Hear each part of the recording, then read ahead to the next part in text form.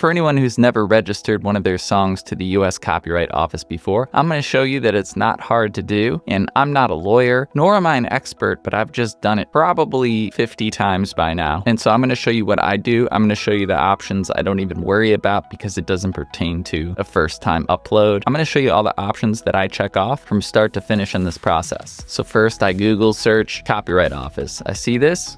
We got copyright.gov, and then you see registration portal right here. Click that. Scroll down and you see this blue box, log into Electronic Copyright Office. Do that. I just click OK to whatever that is. And then I'm going to log in, but you need to create an ID if you do not have one yet. I just did this right here for my new original song, Jubilee, which is out now. If you search Brent Brown, you can find that. If you're just registering one song, you click on Register Work, Standard Application. If you're going to register multiple songs, it costs $85 to do multiple songs, and that is register a group of unpublished works, and you can register up to 10 at once at the time of recording this video. And that's a way better deal, honestly. If you can save up songs that you've been working on to do, I suggest that option. But standard application, this is what I just did because I had one song that I had to release. So I'm going to do the single song, but the process is about the same, except you add multiple titles. Here, you're only going to do one. So start registration, type of work. I'm going to do sound recording because I'm copywriting the actual recording. I've already copyrighted the song in the past, but because I changed some lyrics too, the sound recording also covers work of performing arts. So if you're just copywriting a song for the lyrics, melody, and you're not worried about the actual recording, you almost have like a demo that you don't care about, you could do work of performing arts to just cover the copyright of the song. But sound recording covers both of them. So I usually check that box. And then you can also look through the rest of these to see what they're all about too if you're into any other type of art. I suggest you read everything yourself too. Don't take my word for anything. It's going to ask that you confirm, certify. Yep, except I'm not going to do it because I'm not really copywriting something right now. Titles, new, go into that. Type of work, title of work being registered. Title of this work, showing you how to copyright.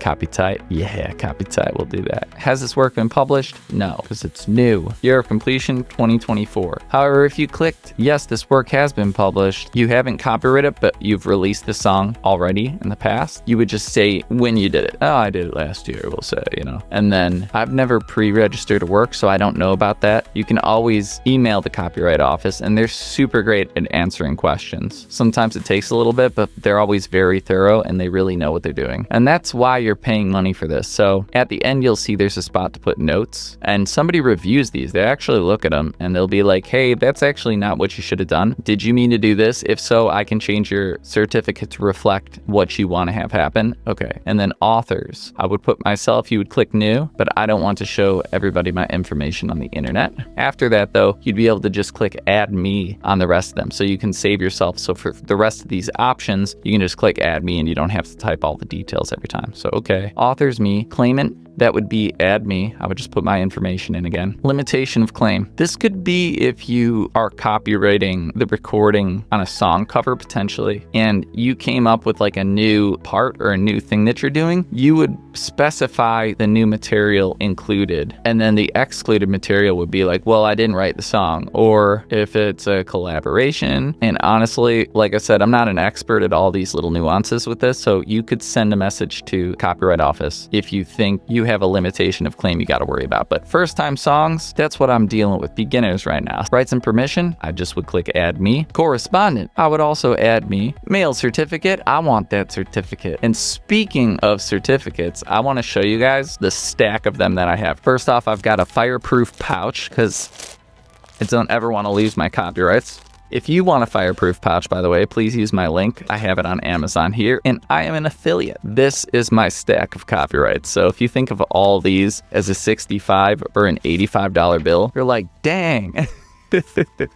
I don't know how many are here, but I'd make it rain with these things right now. I don't want nobody stealing my songs. If you think your songs are worth it, which I pray for you that you do, because you should be proud of what you're doing. Take this seriously and think that, hey, there are some evil people in the world who would like to steal if they can. And sometimes independent artists, they figure, hey, they didn't do the work, and this is really catchy right here, so I'm just going to take this and finish it off and send it to whoever famous artist. So just got to be careful. That's why I've copyrighted all my work, even though I've never had a problem with this. This is the letter in the mail, what it's going to look like. I'm going to blur out some of the details on here.